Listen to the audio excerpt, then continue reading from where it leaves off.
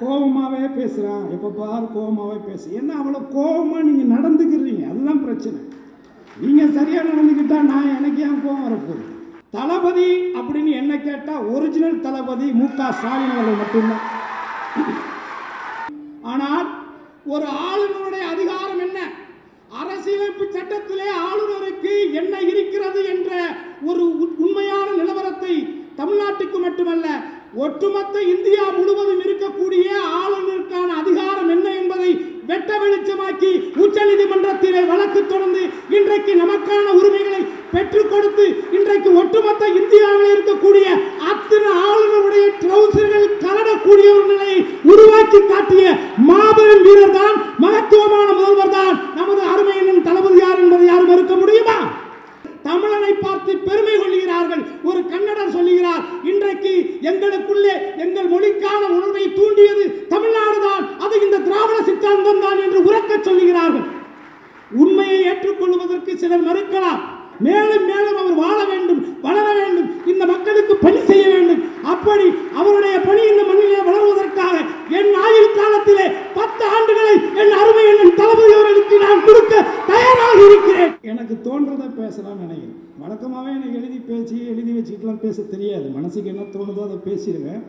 கொஞ்சம் கோபமாக பேசுகிறதுனால எனக்கு பேர் வந்து ஆங்கிரி ஸ்பீக்கர் அப்படி வச்சுருக்கிறாங்க.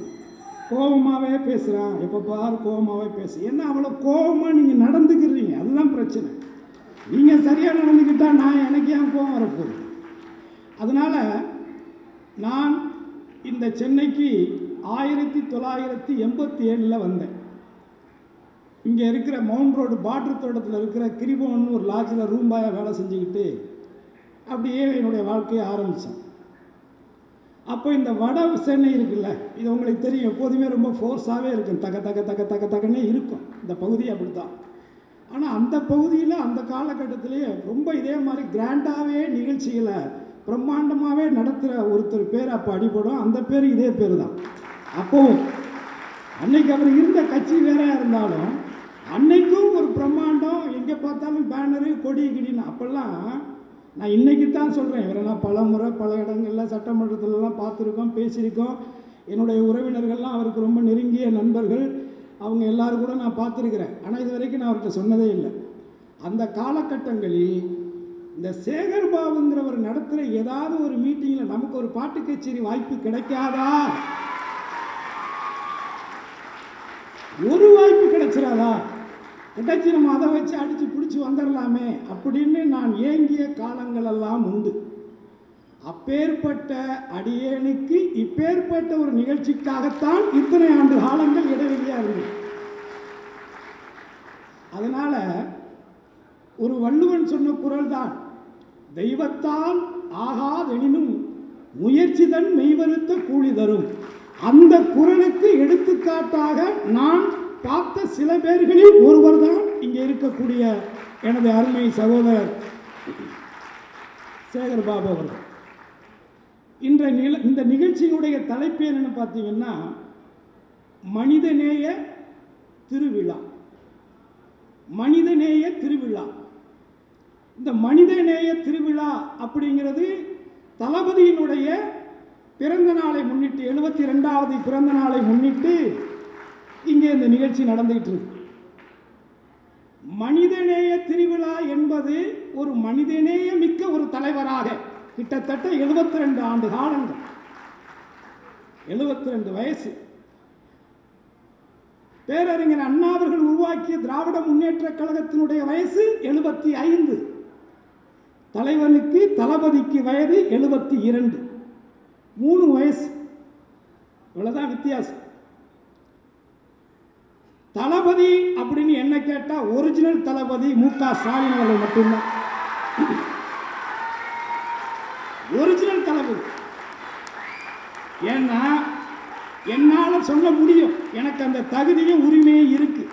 ஏன்னா நான் இதே நந்தனம் கலைக்கல்லூரியில் படித்த பொழுது, அன்றைக்கு மாணவர் பேரவையுடைய விழாவை நடத்திய பொழுது, அந்த விழாவிற்கு அன்பகம் கலை இருந்த காலத்திலே அந்த கீத்து கொட்டாயிலே ஒரு வெள்ளை அம்பாஸ்டர் கார், இது ஒரு ஃபியட் காரிலே இளைஞரணி தலைவராக தளபதி அவர்களை அங்கு இருந்து என்னுடைய நந்தனம் கலைக்கல்லூரிக்கு அழைத்து சென்ற பல மாணவர்களில் நானும் ஒருவர். அப்போ இந்த ஒரு 1000-2000 வாழா பட்டாசுங்கிறது ரொம்ப பெரிய மேட்ரு. ஏன்னா லைலா காலேஜில் படித்தா அது ஒரு மேட்ரு இல்லை. ஆர்ட்ஸ் காலேஜில் படித்தா அதெல்லாம் ஒரு 5 ரூபா 10 ரூபா கூட நமக்கு பெரிய காசு. அப்படி இருக்கும் பொழுது அந்த பட்டாசை கொளுத்துலான்னு வைக்கும் பொழுது என் காலேஜ் பிரின்சிபல் அதை தூக்கி பிடிச்சி பின்னாடி வச்சு மறைச்சிக்கிட்டார், கொளுத்த விடாமல். அப்படியே நான் பின்னாடி போய் ஒரு கையில் வச்சிருக்கும் போதே கொளுத்து விட்டேன். அப்போ டிசி கொடுத்தது தான். அதோடு அதுக்கப்புறம் நான் அங்கங்கே சுற்றிட்டு மறுபடி மாநில கல்லூரியில் போய் மறுபடியும் ரீஜாயின் பண்ணேன். அதனால் எதுக்கு சொல்கிறேன்னா, ஒரு மாணவனாக நான் படித்த காலத்திலேயே மாண்புமிகு தமிழகத்தினுடைய முதல்வராக இருக்கக்கூடிய அன்றைய இளைஞர்களுடைய தளபதியாக விளங்கிய தளபதி அவர்களை நான் அன்றைக்கே சந்திச்சிருக்கிறோம், பார்த்துருக்கிறோம். அவங்க கூட நம்ம டிராவல் பண்ணியிருக்கிறோம். அதையும் கடந்து முதன்முறையாக 91 1000 விளக்கு தொகுதியிலே தளபதி அவர்கள் போட்டியிட்ட பொழுது அந்த தேர்தலிலே பிரச்சாரம் செய்தவர்களில் நானும் ஒருவன். அப்பதான் ராஜீவ்காந்தி அவர்கள் அகால மரணம் அடைந்த தருணம். இதே இப்போ நான் காமராஜர் அரங்கத்தில் நடக்கிற விழாவுக்கு போகணும். அந்த விழாவுக்கு எதிரில் தான் சந்தில் உள்ளே போகும்போது தான் கல் சரசரன்னு வருது, இருட்டுக்கல. ஏன் வருதுன்னு எனக்கு தெரியல. ஏன்னா அப்போ இன்னைக்கு இருக்கிற மாதிரியான ஃபோனெல்லாம் இன்னைக்கு கிடையாது. அதற்கு பிறகுதான் தெரியும், பிரச்சாரம் பாதியிலே முடிச்சுட்டு ஓடினாங்க. ஆக எதற்காக இதை சொல்லுகிறேன் என்று சொன்னால், என்னுடைய வயதிற்கு நான் இந்த சென்னையிலே பார்த்த பழகிய ஒரு பண்பாளர், ஒரு மனிதநேய மிக்கவர் என்னுடைய தளபதி மு.க. ஸ்டாலின் அவர்கள் என்பதை அழுத்தம் திருத்தமாக சொல்வதற்காகத்தான் சொல்லுகிறேன். ஃபார்மாலிட்டி, ஒரு நடிப்புக்காக, பகட்டுக்காக, அரசியலுக்காக பழகுபவர் அல்ல. அவருடைய சுபாவம் அது அல்ல என்பதை அறிந்தவன் என்கின்ற காரணத்தினால் நான் சொல்கிறேன். 2500 ஆண்டுகளுக்கு முன்பாக வள்ளுவன் எழுதினானே ஒரு குறள், பகுத்துண்டு பள்ளியூர் ஓம்புதல் நூலோர் தொகுத்தவற்றுள் எல்லாம் தலை என்று எழுதினான். இருக்கக்கூடியதை பகிர்ந்து வழங்கு, பகுத்து கொடு, வறியவனுக்கு எளியவனுக்கு நீ பகிர்ந்து கொடு. பகிர்ந்து கொடுத்து அந்த வறியவனை எளியவனை மகிழ்ச்சி கடலில் அவனுடைய மகிழ்ச்சியை நீ உணரு என்பதுதானே அதனுடைய உள்ளர்த்தம். இருப்பதை பகிர்ந்து வழங்கு. அதைத்தான் இன்றைக்கு அதிகாரத்திலே இருக்கக்கூடிய நிலையிலும் இதைத்தான் ஒட்டுமொத்தமாக இந்த தமிழகத்திலே ஜாதி மதங்களை கடந்து, மொழிகளை கடந்து அத்தனை மனிதர்களையும் மனிதநேயத்தோடு பாவிக்கக்கூடிய ஒரு உத்தமமான தலைவன் இன்றைக்கு இருக்கிறார் இந்த இந்தியாவிலே என்று சொன்னால் அது தளபதி அவர்கள் மட்டும்தான் என்பதை என்னால் சொல்ல முடியும். 2500 ஆண்டுகளுக்கு முன்பாக வள்ளுவன் எழுதிய அந்த திருக்குறளுக்கு இன்றைக்கு உருவம் கொடுத்து வாழ்ந்து கொண்டிருப்பவர் தளபதி என்பது மிகையான வார்த்தைகள் கிடையாது என்பதை நான் அழுத்தம் திருத்தமாக சொல்லுகிறேன். ஏனென்று சொன்னால், நீங்கள் வெறும் தமிழ்நாட்டை மட்டும் பார்க்காதீர்கள், ஏன் இந்தியாவை மட்டும் பார்க்காதீர்கள். நான் சவாலிட்டு சொல்லுகிறேன், அது எந்த கட்சிக்காரராக இருந்தாலும் சரி, எவ்வளவு பெரிய அறிஞராக இருந்தாலும் சரி, நான் இந்த மேடையின் வாயிலாக இந்த உலகத்தில் இருக்கக்கூடிய அத்தனை அறிவுஜீவிகளுக்கும் நான் கேட்கக்கூடிய ஒரே ஒரு கேள்வி, மாண்புமிகு தமிழகத்தினுடைய முதல்வர் அவருடைய காலை உணவு திட்டம் ஒன்று, இரண்டாவது நான் முதல்வன் என்ற திட்டத்தின் அடிப்படையிலே உயர்கல்வி திட்டம் 2, ஏழை எளியவர்கள் வீடு கட்டுவதற்காக கடனுதவி. இன்றைக்கு நேற்று அண்ணல் அம்பேத்கருடைய பிறந்த நாளை முன்னிட்டு கிட்டத்தட்ட 1000 வீடுகளை பட்டியலின மக்களுக்கு கட்டி கொடுத்து ஒட்டுமொத்த இந்தியாவை திரும்பி பார்க்க வைத்து, அதுவும் அந்த அம்பேத்கருடைய வம்சாவளியை சார்ந்த ஒருவரை அந்த மேடைகளை அமர்த்தி அந்த நற்காரியத்தை செய்த புகழ்மைமிக்க ஒரு முதல்வராக இன்றைக்கு அவர் இருக்கிறார். இந்த 3 திட்டங்கள் மாண்புமிகு தமிழகத்தினுடைய முதல்வர் தளபதி அவர்களால் உருவாக்கப்பட்டது, செயல்படுத்தப்பட்டது. இந்த திட்டத்தை தான் அச்சு பிசராமல், இந்த திட்டத்தை தான் லேபர் பார்ட்டி என்று சொல்லக்கூடிய தொழிலாளர்களுடைய கட்சி, லண்டனிலே பிரிட்டனிலே இருக்கக்கூடிய, பிரித்தானியாவிலே இருக்கக்கூடிய லேபர் பார்ட்டி என்கின்ற கட்சி சமீபத்தில் நடந்த தேர்தலிலே இந்த 3ஐயும் அந்த மக்களுக்கு வாக்குறுதியாக கொடுத்து இன்றைக்கு வெற்றி பெற்று இருக்கிறார்கள் என்பதை விட உங்களுக்கு என்ன ஆதாரம் தேவை?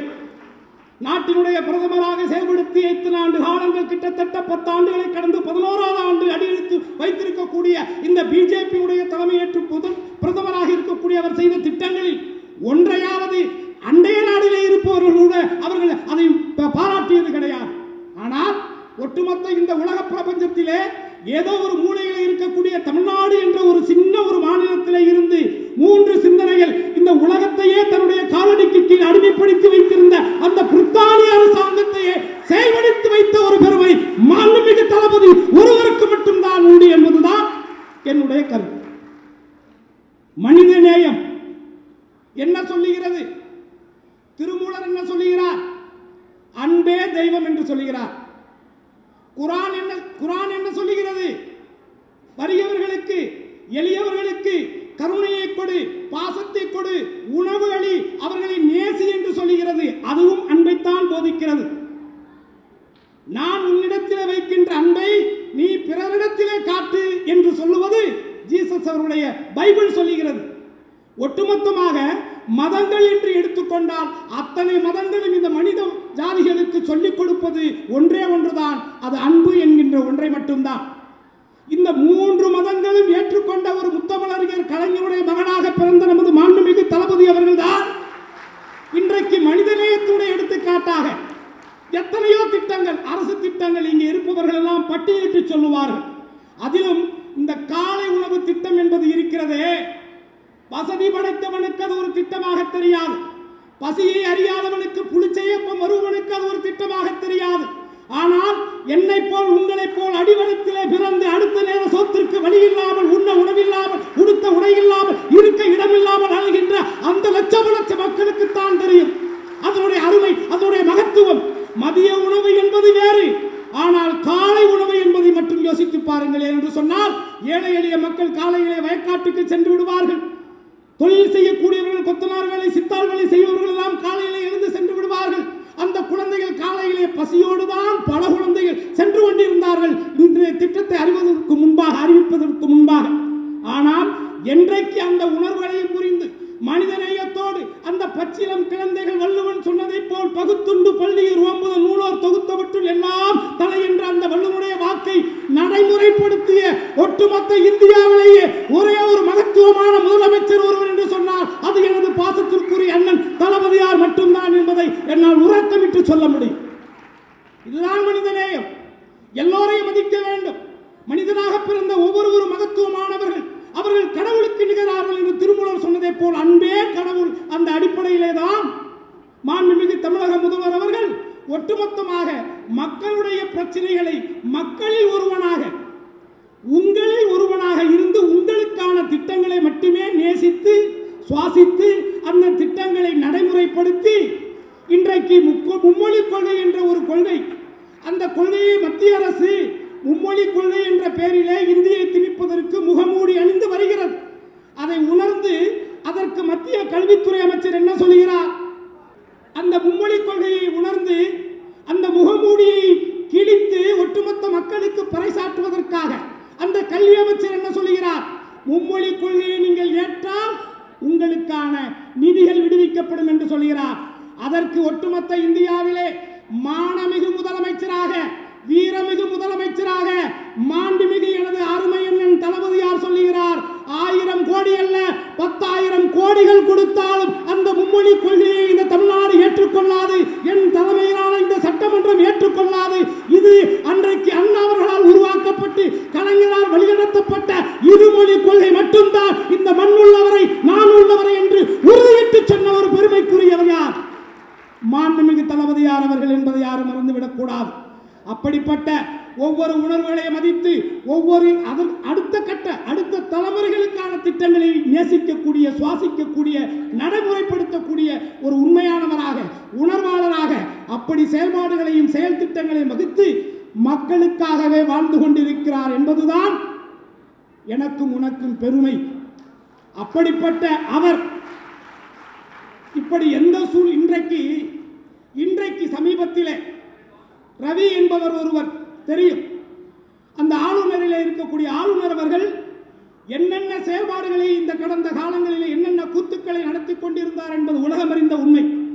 ஆனால் ஒரு ஆளுநருடைய அதிகாரம் என்ன, அரசியலமைப்பு சட்டத்திலே ஆளுநருக்கு என்ன இருக்கிறது என்ற ஒரு உண்மையான நிலவரத்தை தமிழ்நாட்டுக்கு மட்டுமல்ல ஒட்டுமொத்த இந்தியா முழுவதும் இருக்கக்கூடிய ஆளுநருக்கான அதிகாரம் என்ன என்பதை வெட்ட வெளிச்சமாக்கி உச்ச நீதிமன்றத்திலே வழக்கு தொடர்ந்து இன்றைக்கு நமக்கான உரிமைகளை பெற்றுக் கொடுத்து இன்றைக்கு ஒட்டுமொத்த இந்தியாவில் இருக்கக்கூடிய அத்தனை ஆளுநருடைய ட்ரௌசர்கள் கலடக்கூடிய ஒரு நிலையை உருவாக்கி காட்டிய மாபெரும் வீரர் தான், மகத்துவமான முதல்வர் தான் நமது அருமையின் தளபதியார் என்பதை யாரும் மறுக்க முடியுமா?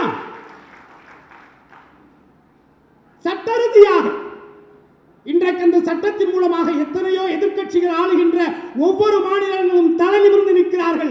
தமிழனை பார்த்து பெருமை கொள்கிறார்கள். ஒரு கன்னடர் சொல்லுகிறார், இன்றைக்கு எங்களுக்குள்ளே எங்கள் மொழிக்கான உணர்வை தூண்டியது தமிழ்நாடு தான், அது இந்த திராவிட சித்தாந்தம் தான் என்று உரக்க சொல்லுகிறார்கள். உண்மையை ஏற்றுக்கொள்வதற்கு சிலர் மறுக்கலாம், அதை பற்றி கவலை இல்லை. நான் ஒன்றை மட்டும் சொல்லுகிறேன், முதலில் உன்னையும் இன்னையும் இங்கே இணைப்பது நமது மண், நமது மொழி, நமது கலாச்சாரம். இந்து என்பது கடவுளை மறுப்பு கொள்கை என்பது திராவிட கழகத்தோடு முடிந்தது. திராவிட முன்னேற்ற கழகம் என்பது ஒன்றே குலம் ஒருவனே தேவன், உனக்கு பிடித்தவனை நீ வணங்கிக் கொள், அதிலே பிரச்சனை இல்லை. ஆனால் இந்து என்பது வேறு, இந்துத்துவா என்பது வேறு, அதை உணர்ந்து கொள்.